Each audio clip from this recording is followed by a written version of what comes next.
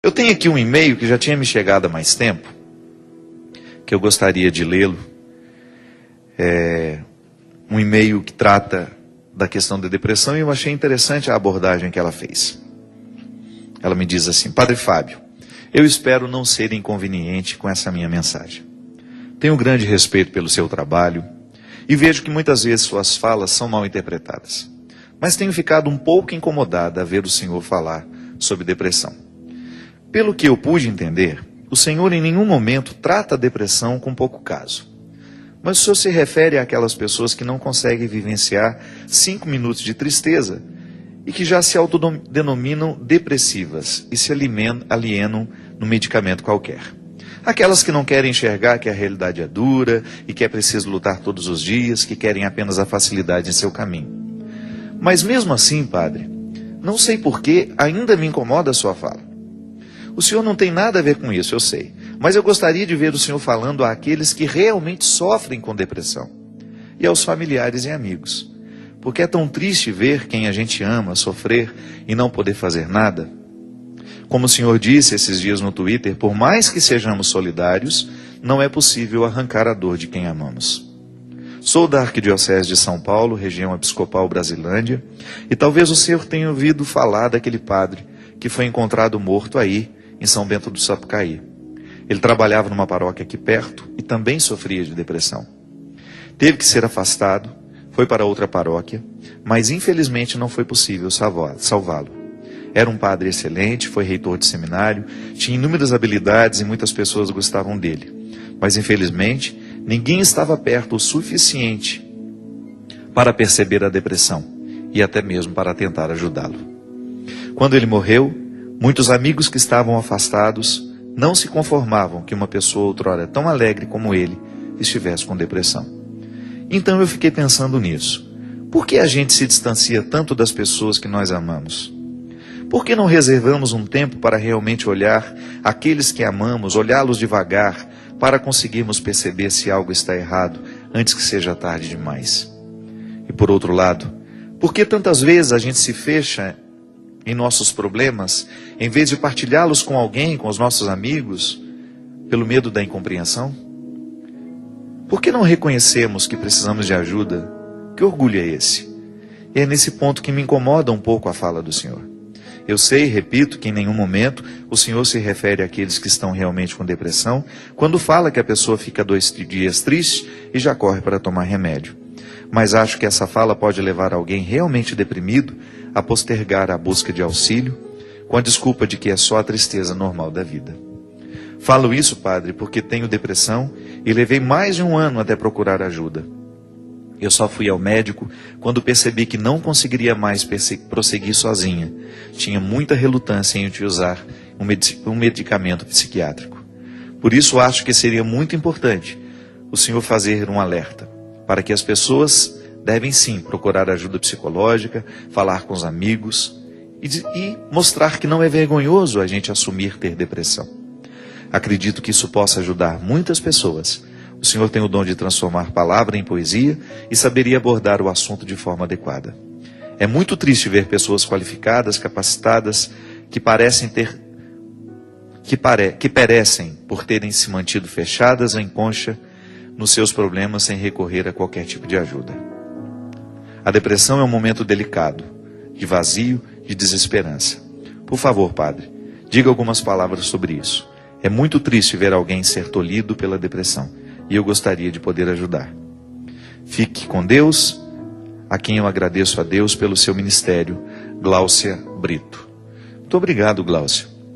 A gente sempre fala da depressão aqui, e você tem razão, às vezes a gente pode esquecer de prolongar um pouco, né? de desdobrar, como eu gosto de dizer, a reflexão. Uma coisa é fato, a gente não pode considerar a tristeza, toda a tristeza, como depressão. Não, a tristeza é um fato normativo, isso é norma. Nós nos entristecemos. Nos entristecemos porque temos motivos para isso. Ou até arrumamos motivo, né? Às vezes um motivo pequenininho, a gente estende aquilo e vai alimentando. A tristeza faz parte, a gente se decepciona e é natural que isso aconteça. Nós somos humanos. Nós não somos máquinas. E a depressão é uma tristeza que não passa. É uma tristeza sem motivo, muitas vezes. Quando nós identificamos que nós estamos estendendo demais um tempo de sofrimento, já é um sinal de alerta. Então, se você percebe que tem um familiar em casa, que depois da perda de um familiar, perda de um emprego, depois de uma traição, são situações graves, né? Que acontecem e que retiram o nosso prumo. Por exemplo, outro dia eu acompanhei uma situação de uma moça que perdeu o namorado. E se você visse aquela moça na primeira semana, você fala, vai morrer. Tanto que ela estava desolada. Ela não conseguia sair do quarto. Ela não conseguia abrir a janela do quarto. Então foi uma semana inteira, quase 10 dias, praticamente 10 dias, trancada dentro do quarto chorando. Então ali a gente já tinha motivo para pensar, está deprimida. E eu logo disse, não, isso não é uma depressão. Ela está chorando o que precisa ser chorado. Se depois de um tempo, se depois de um mês, 2, a gente sentir que ela não está reagindo, então sim é a hora de procurar um psicoterapeuta. Na hora do choro, a gente precisa procurar os amigos. Nós que somos amigos temos que chegar perto, que tentar quebrar aquela barreira, pedir o direito de conversar com ela, ainda que sejam 5 minutos, para a gente poder acompanhar de perto aquele sofrimento. Se depois a gente viu, e às vezes o nosso contexto de amizade já é o suficiente para nos fazer responder à vida, superando aquele momento difícil. Aliás, gente, eu fico pensando nisso. Amigo de verdade, como diz a música, né, do Milton Nascimento, amigo é o melhor lugar. Eu não tenho dúvida disso. Como é importante nessa vida de muitos conhecidos, porque nós temos muitos conhecidos, as redes sociais lhe colocam com acesso rápido às pessoas. Você fala, você escreve um e-mail, o outro te responde imediatamente. Mas a gente precisa saber diferenciar. O amigo a que eu estou me referindo é aquele a quem você divide a sua intimidade. Frequenta a sua casa, que conhece os seus outros amigos. Porque o conhecido, ele conhece uma fachada, ele tem uma visão de uma fachada, que nem sempre é a verdade. O conhecido, ele não tem acesso à sua verdade pessoal. Por mais que você queira mostrar a ele. Essa coisa de que a vida virtual proporciona intimidade, tudo bem. Pode até haver uma exceção, mas eu não acredito nisso. Eu acredito na proximidade que pode até desencadear uma futura amizade, quando ali você decide que você vai estabelecer laços mais estreitos com aquela pessoa, ou que você vai visitá-la, ou é que ela vem lhe visitar. Como os grupos de peregrinação, né? Durante os anos que eu fiz peregrinação, muitos amigos saíram dessas viagens, porque eles continuavam os contatos deles através das redes sociais. Marcavam encontros, de repente um começou a visitar o outro, e ali muitas amizades verdadeiras nasceram. Então a gente precisa diferenciar. Quem são os amigos que nós podemos procurar no momento da nossa dor, no momento da nossa dificuldade? E o verdadeiro amigo é aquele que vem tentar quebrar esse casulo de uma dor temporária. Mas esse mesmo amigo é aquele que vai nos ajudar a entender quando é a hora de nós procurarmos uma ajuda terapêutica. Porque a tristeza, gente, a tristeza modifica o nosso comportamento. Uma pessoa que está triste, por exemplo, ela passa a comer menos ou mais, né? Mas aí vai comer o que não pode, né? Vai comer chocolate, vai comer doce, porque são alimentos muito típicos de quem está emocionalmente desequilibrado por causa do açúcar.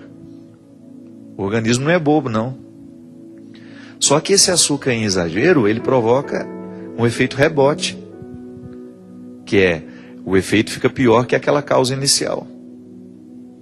Então é natural que num período de tristeza, a gente perca o ritmo de vida.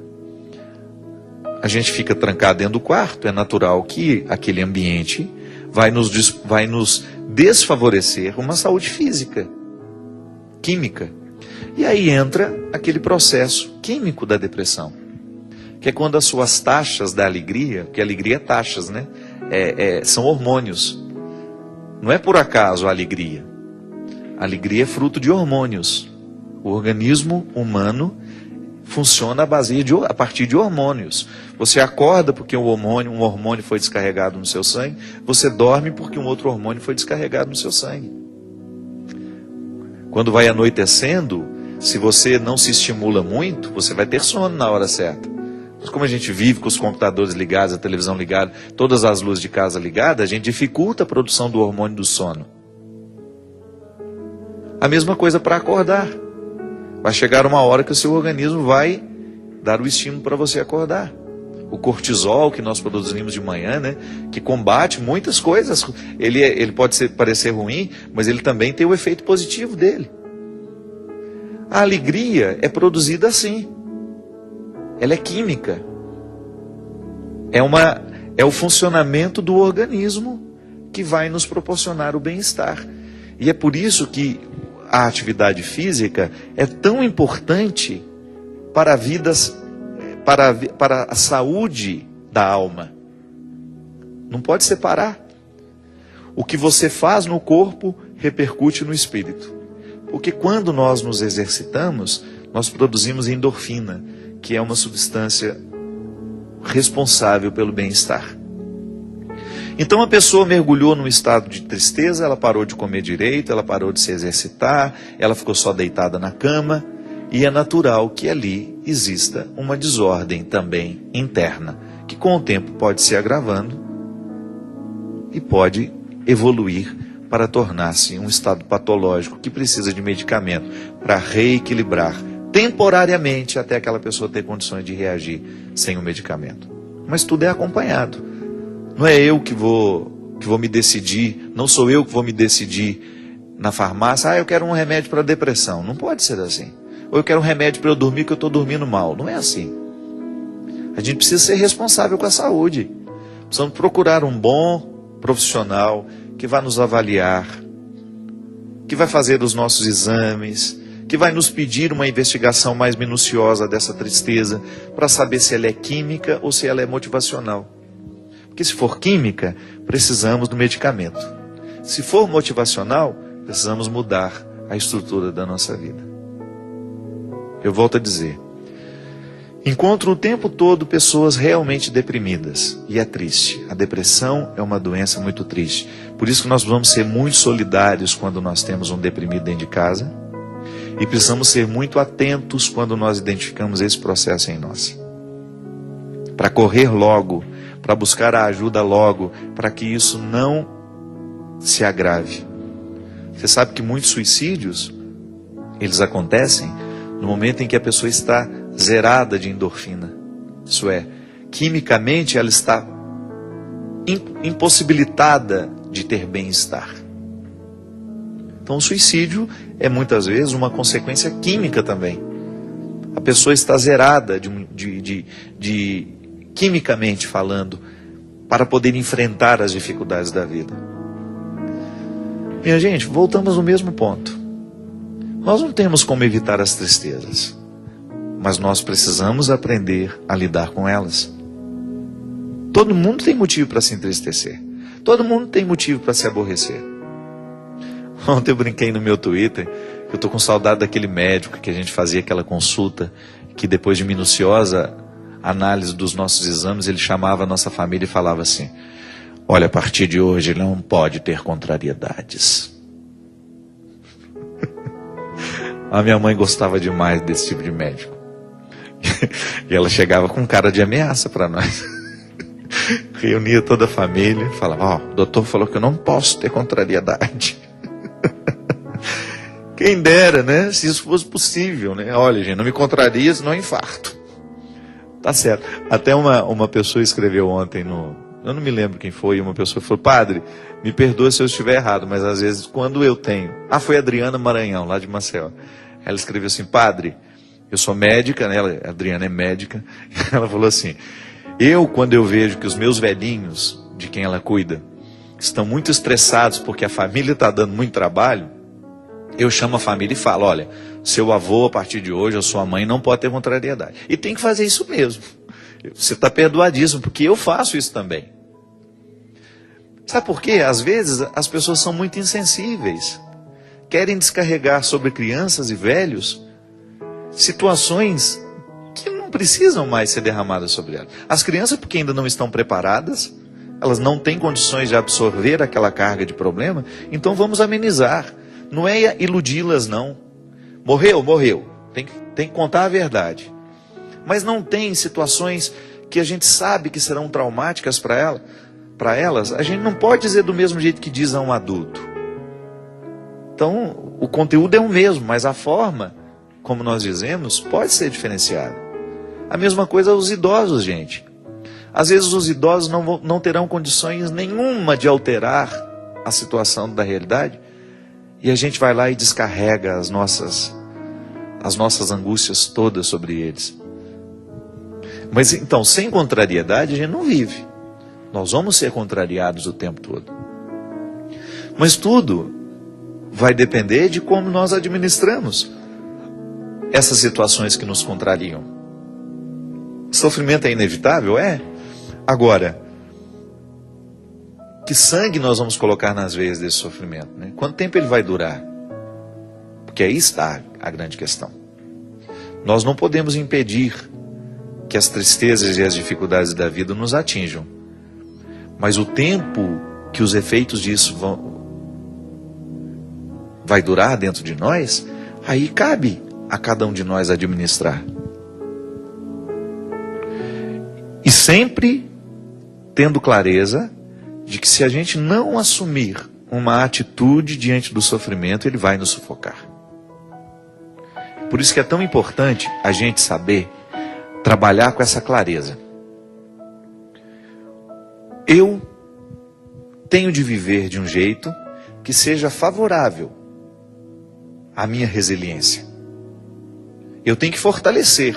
Lembra que a gente falava no início do programa? Que a resiliência é aquele movimento que uma garrafinha faz quando ela é colocada numa altitude e depois quando ela volta, modificou a atmosfera. Ela fica toda amassadinha e depois ela volta ao normal. Pois é, nós precisamos favorecer essa nossa capacidade de resiliência. Como? Com o nosso estilo de vida. É por isso que conversão modifica o jeito como nós vivemos. Primeiro, o jeito como nós pensamos e, consequentemente, modifica o jeito como nós vivemos. O nosso processo religioso, a nossa experiência religiosa, ela tem de, o tempo todo, nos fazer pensar a maneira como nós vivemos. Porque senão, ela vai ser infértil na nossa vida. Eu escuto os evangelhos, eu participo dos ritos, eu rezo, mas tudo isso precisa mexer com o meu jeito de ser. Porque isso me fortalece. O evangelho, você não tem nenhuma passagem do evangelho que seja desfavorável ao ser humano. As propostas de Jesus são sempre favoráveis. Que ele vai nos propor a bondade, a verdade e a beleza. Ele vai sempre nos propor virtudes que nos ajudam a viver. Por isso que eu gosto de dizer que o evangelho não é um peso. É o contrário. Ele alivia os pesos. É um pensamento que quando nós somos capazes de absorver e de internalizar, faz parte do nosso caráter, né? Eu escuto a pregação, eu escuto o evangelho, eu rezo sobre tudo isso, e essa realidade é internalizada como caráter. Aí sim, eu estou vivendo o movimento, eu estou permitindo o movimento redentor de Deus na minha vida. É o que a gente precisa fazer todos os dias. Ninguém está pronto. Eu preciso, o Christian precisa, a minha equipe de trabalho aqui precisa, você precisa. Todos os dias nós temos a obrigação de colocar sobre a mesa a vida que nós estamos vivendo, o que estamos fazendo com as pedras que a vida nos joga, se estamos transformando isso em algo positivo, ou se estamos permitindo que essas pedras nos derrubem. ou nos machuquem excessivamente. Se essas pedras estão nos entristecendo para que a gente tenha condições de ir adiante, ou se essas pedras estão provocando em nós aquela tristeza que nos deprime. Aí, para terminar a história daquela minha amiga que ficou 10 dias trancada no quarto, um belo dia, ela toma um bom banho, decide que vai voltar a viver, e aquele namorado tornou-se uma página virada. Quem via o sofrimento daquele momento, nunca imaginava que aquela menina fosse se recuperar. Mas ela decidiu viver. Porque tudo depende disso, minha gente. Da nossa decisão. Se queremos viver ou se queremos morrer. A palavra nos diz: diante de ti ponho a vida e a morte. Mas tens que saber escolher. Se escolhe matar, também morrerás. Mas se deixas viver, também viverás. Escolha hoje a vida, porque é muito mais interessante. Escolha hoje limpar o seu coração de todos os excessos. Escolha recolher as pedras que a vida lhe atirou e utilize todas essas pedras na construção de degraus que possam lhe ajudar a ir além.